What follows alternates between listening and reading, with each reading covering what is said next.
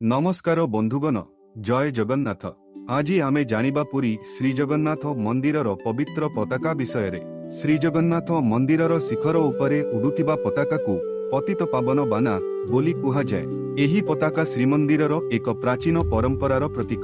प्रतिदिन सेवायत माने मंदिरर उच्च शिखरकू चढ़ी पुराना पताकाकू बदलाई नुआ पताका बांधंती। एही परंपरा शताब्दी धरी चली आसुछि। भक्त माननक मध्यरे एही पताकाकू नेई अनेक विश्वास और कहानी प्रचलित अछि।